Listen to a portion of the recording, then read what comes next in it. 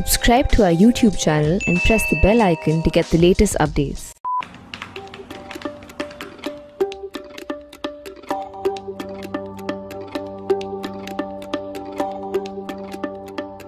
National interest this week looks at Afghanistan. And you know what? We are not looking at Afghanistan in the manner that most people seem to be doing, that is implications for India, implications for Pakistan, implications for America's image, implications for China, implications for Iran, etc., etc. We are raising a different question. So first of all, there is no doubt that the victory of the Taliban or the conquest looks now inevitable. It also looks speedier than we might have imagined. This will happen faster than anybody had imagined. In fact, something remarkable is happening, that a well-trained, well-armed army to NATO standards of 3 lakhs is basically cracking up and surrendering in front of a ragtag rabble of 75,000. Because you know what? Wars are fought in the mind. They are not fought with weapons, missiles, etc., etc. So once you lose the will to fight, you lose. Go back to 1971 Bangladesh war. If the Pakistanis had it in their guts and in their mind to fight in the eastern wing, they could have held India back for a long time and inflicted a lot of damage. But they just lost the will to fight. So wars are won and lost up here in the mind. Now, Taliban are winning. And there is a lot of debate and discussion around the world. Suddenly, at least for a week, maybe for 2, Afghanistan is making international headlines. It's also dominating the international debate. But please notice what this debate's all about. As I said just now, it's about implications for India, implications for America, for China, for Pakistan, for Iran, for Russia, things like that. There is very little, 90% of the time is being spent on this, and I am being kind. 10%, if at all, is being spent on debating what is going to happen with Afghanistan and the Afghan people, that is 4 crore, almost 4 crore people. Now, isn't it amazing? The point I'm making this week is that it's not amazing, because just as Taliban victory had become inevitable and now looks speedily inevitable, even this abandonment of Afghanistan from the general global mind was also inevitable the day America's special envoy for Afghan peace, as he is called, Zalmay Khalilzad, who's Afghan born, the day he convinced his bosses in Washington that all America could secure was a minimalistic deal from the Taliban. And minimalistic in what sense? Minimalistic in the sense that we can get the hell out of here with some bit of dignity, not looking like losers, and in a way that when we are running, we don't have to worry about Taliban's bullets coming for our backsides, and then leave the rest to Afghan people, cut and run. And he convinced his people in Washington that that was the only way. That's why he did not even insist on a ceasefire. He settled on Taliban promising a Taliban promise. Taliban promising a reduction in violence. I mean, how do you quantify a reduction in violence? But he did that because the basic idea was, Afghans be damned, we are getting out of here. Now, Khalilzad is an Afghan born. He was born in Mazar-e-Sharif, the northern city in Afghanistan. But he's actually a Pakhtun. In north of Afghanistan, you have Tajiks, Uzbeks, etc., etc. He is a Pakhtun. He's a Pakhtun from Nurzai clan. He was born in Mazar-e-Sharif, did his early schooling in Kabul, and then as a school student in the 60s, he was born in 1951. As a school student, he went to America as part of a cultural exchange program for students. So he got to America, and from there he went to the American University at Beirut and studied there and got his first class American education. But you know what? He also knows the history of his people. He also knows the culture, the ethnicity of Afghanistan. He also knows the fate they have had. He also knows the culture of living by the gun. So he wasn't one who was letting his fine American education color his judgment of his people or the country he had left behind. Probably that is the reason he had left Afghanistan behind in good time. He was smart, and people he thought who were left in Afghanistan were not smart enough So why care about them? So that is what happened. That abandonment happened at that point. Now, good education can give you intellect. What it cannot give you is sensitivity. Sensitivity even about your own people. Either God gave it to you or God did not, whoever your God, right? No teacher, no guru, no padri, no Maulvi, nobody can teach you sensitivity. So, intellect, yes, education, yes, sensitivity, not. And that traveled up in the American administration, and you saw that in Biden's statement the other day. We didn't come here to build another country, a new country. We are not in the business of nation building.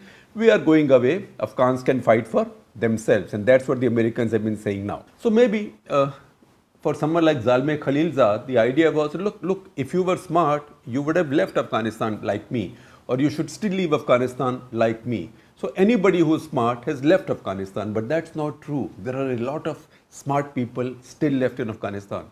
How smart? Please look at Afghanistan's rising, brilliant cricket team. These are boys who grew up from refugee camps, from broken families, from their homes lost, and they've grown up to be such a wonderful, joyful cricket team. So Afghan, that is one example, but Afghans have a lot of talent, and that is now being left behind. Now, if you know history, or if you've lived through a part of it, as say Khalilzad might have done, then you could easily get heartless. Because look at the history of last 200 years. At least that is the history that we know, and we've seen it being enacted, and we've read about it.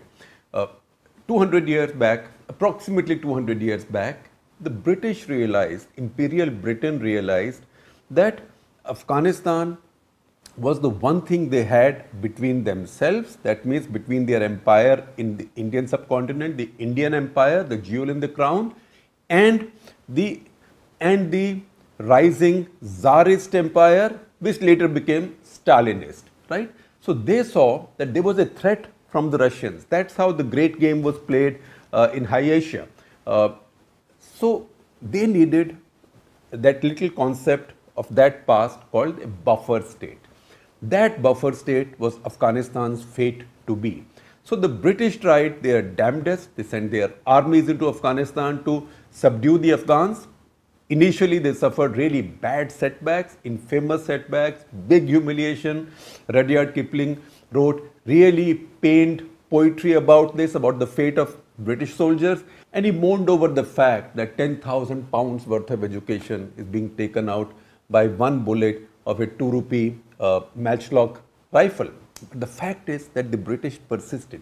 So the two Anglo-Afghan wars of the 19th century, after that the British signed a treaty with Afghanistan, which was typical of the treaties colonial powers signed with countries they were subduing. So they promised sovereignty or a notion of sovereignty to Afghanistan or the ruler of Afghanistan, but just as they had done with so many princely states of India, they said your foreign affairs, military affairs, diplomatic affairs will remain with us.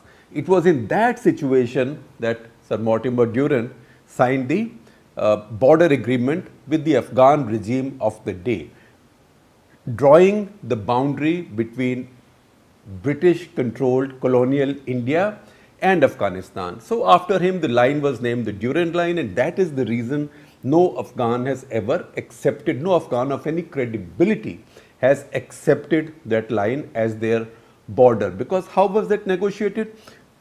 I am Mortimer Durrand, I am on this side.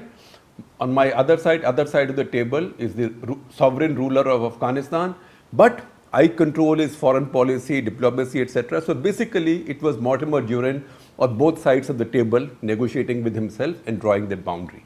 Now, because no credible ruler in Afghanistan has accepted that boundary, after the British left, Pakistan had remained doubly invested in Afghanistan affairs. They've never left Afghanistan alone, and that has now gone on for 75 years. Now, if you have a one-dimensional view of your strategic interests, one-dimensional and short-term, you would have guessed who I am talking about. I am talking about the Pakistani strategic establishment, who are brilliant tactically, but a disaster strategically. So they always do something tactically brilliant and then they don't know where to go.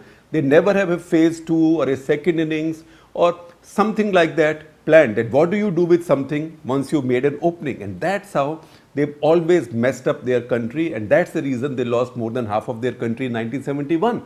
So for them, that one dimension in their strategic thinking is India.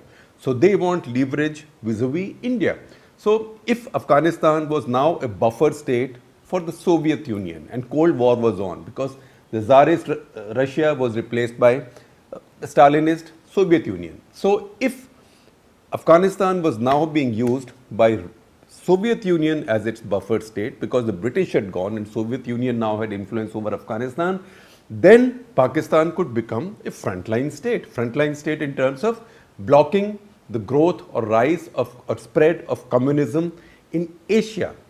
And therefore, it could be an American ally, a natural American ally during the Cold War. So early mid-50s, Pakistan became an American ally. It had no intention of blocking communism, although it destroyed its own communists, treated them very badly. But it had no intention of fighting any communists anywhere. Its only intention was to arm itself and to strengthen itself against India. And that lasted not a short while, that lasted almost 2 decades. Now, what did Pakistan achieve because of that? They achieved damn all, because they got puffed up. They thought they got all these new weaponry and aircraft and a submarine before India and missiles before India, etc. And India had just lost a war in 62, so they fought 2 wars with India, which were self-destructive, 65 and 71. In fact, at the end of 71, they ended up losing a larger part of their country. But that wasn't going to change them. That might have given Afghanistan a little respite after 1971, but not for long. Because soon enough, Pakistan again figured that there is no way, because old habits, they come back, they don't go away, otherwise they won't be habits. So Pakistanis again figured out, or again concluded in their own warped minds, that Afghanistan only has to be led by a pro-Pakistan or a Pakistan-friendly regime. So they were not happy with Soviet-friendly regimes in Afghanistan, who also by implication were India-friendly.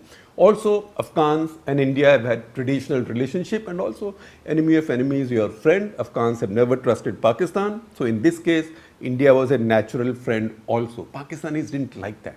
So they began scheming and they found allies among the Islamists in Afghanistan, which was then a much more illiterate country than it is now, and much more seeped in sort of very basic, very old style Islam, particularly in all its villages. Some cities or some areas of some cities were different.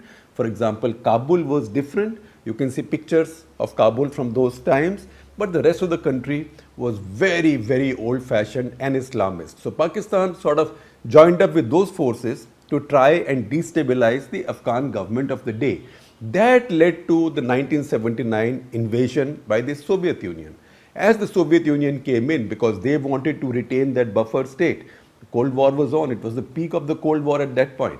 As they came in, Americans saw an opportunity. They thought, now this is Soviet Union's Vietnam. They've got caught here as we had got caught in Vietnam, except just as they had helped the Viet Cong, etc., they and the Chinese, we should now collect forces and help the Mujahideen who are fighting, who will fight the Soviets. And this can be called a jihad, because Soviets are foreigners, they are of other religions or no religion at all, in which case infidels. So they raised these armies of Mujahideen of various factions, and that led to lakhs of Afghans dying on either side. Soviets left in 1989.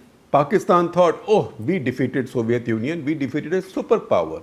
So they did a bunch of things, but one of those also was deciding in their own heads yet again that the regime the Soviets had left behind, the Najibullah government, friendly with Soviets, friendly with India, in fact hyphenated with Soviets, and friendly with India, that the Pakistanis did not want there. So they kept on working with the Mujahideen, even though the Americans had lost most of their interest.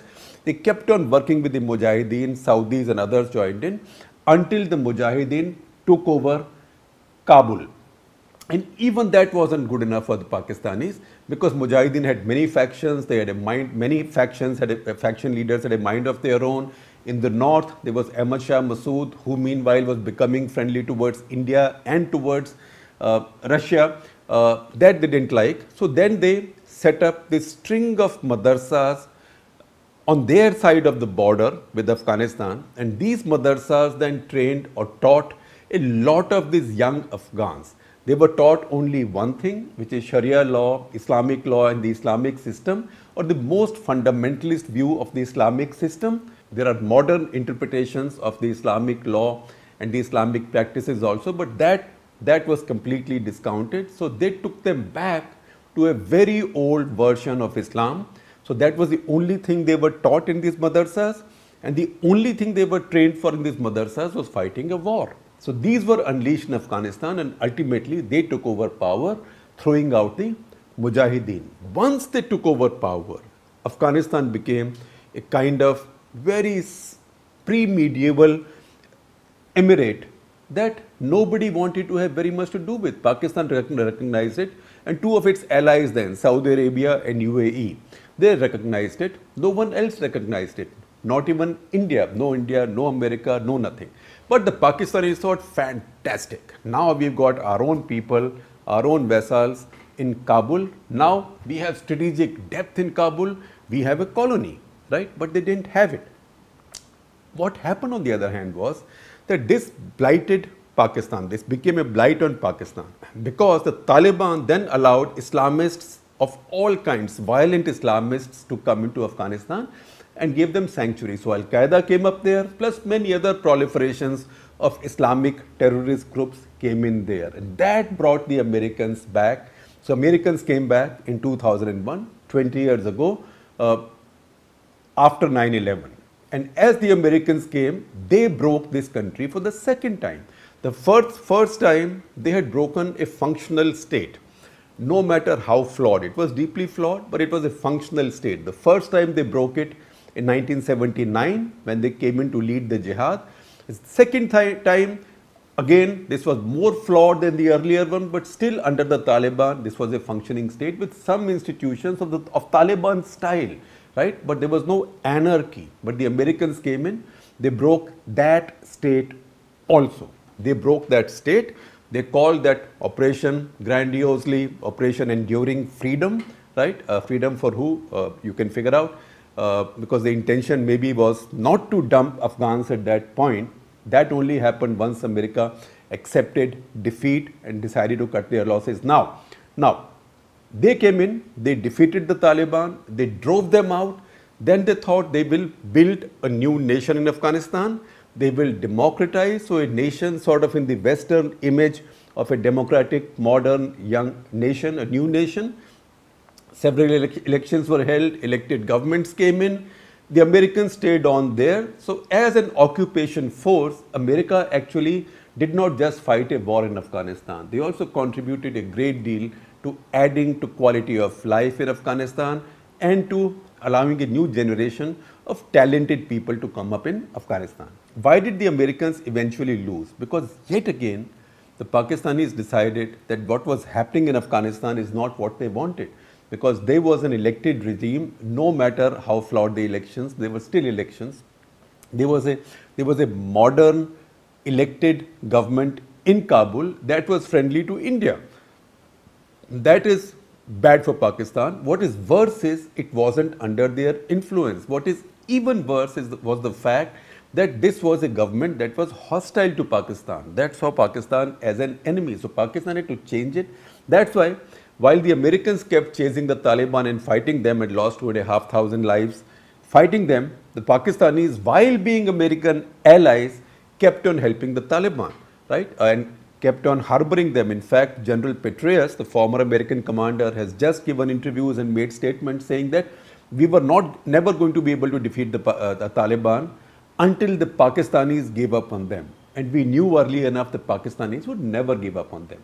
So now Taliban have won, the Americans are going away. So America now has the awful distinction of breaking a functioning state thrice. First time in 1979 with the Afghan Jihad, second time in 2001, of enduring freedom, etc., and third time now by leaving Afghanistan back, giving Afghanistan back to the same brutal force from which they had come to take it. And they are doing it on the 20th anniversary of the event that brought them to Afghanistan in the first place. They are not going back declaring victory because nobody will buy that. They are going back defeated. And frankly, they'll be lucky to go back without having to worry about their backsides being hit by Taliban's bullets. That's why Zalmay Khalilzad has now pleaded with the Taliban to at least spare the American embassy. So that is the situation they have come to. But once again, if you are Zalmay Khalilzad, they'll say, if people were smart, they would have left. And the same thing is going to happen now.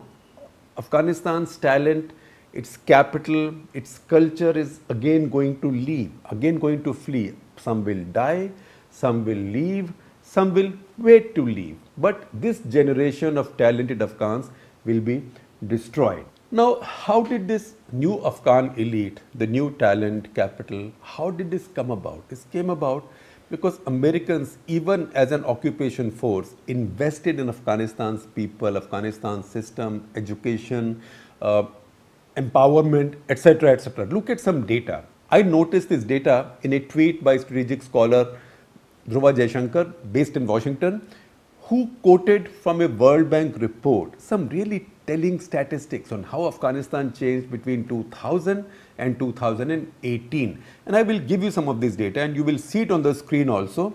Life expectancy. The country had a life expectancy of 56 in 2000. In 2018, it was 65. Gross primary school enrollment 21% to 104%. How could it be more than 100%, you might ask? Because it is gross primary school enrollment. Female adult literacy, it climbed from 17% to 30%. That is nearly doubled. Access to electricity went up nearly 5 times, from 22% to 99%. And per capita GDP again nearly doubled, from $1190 to $2,034 by 2018. So Americans did actually change the country, and they are leaving all these talented people who bought into the idea of modernity, the idea of entrepreneurship, education. So on the 20th anniversary of 9/11, how ironical and how sadly ironical that they are leaving them at the mercy of the same brutal force who they had defeated and dislodged 2001 onwards. Now, what are the prospects that Afghanistan faces now? So let me just say you have a choice of one of the three. So first of all is the least worst. What is the least worst? That the Taliban establish their Islamic Emirate and run it to their own rules. People more or less remain safe and situation remains peaceful. Not much bloodletting takes place. Even women, they mostly probably remain safe as long as they agree to live by the rules that the Taliban set for them according to their understanding of Islamic practices and Islamic rules. So that is the least worst of the three options because it has the least bloodletting. The less worse option, that is the middle option, is a little bit like what happened in the past when Taliban had most of the country, but a large part of the country was under other people. As in the north, there was Ahmad Shah Massoud who controlled that region. Taliban did not control it. That is the second possibility. I would say that is the less worse possibility. And what is the worst possibility? The worst possibility is that fighting never ceases. That first of all, factions fight, after that tribes fight, after that warlords fight, and this goes on, and the Pakistanis and the Chinese and the Iranians and the Russians all get into it. India might also do some interesting things in that situation because India sees its own interests threatened. In other words then, as factions kill each other, etc., we will now have a Syria on top of South Asia. So Afghanistan, the worst case scenario for Afghanistan could be a Syria scenario. I do hope it does not happen. Any which way, whatever happens now, the Afghans will not have much of a say.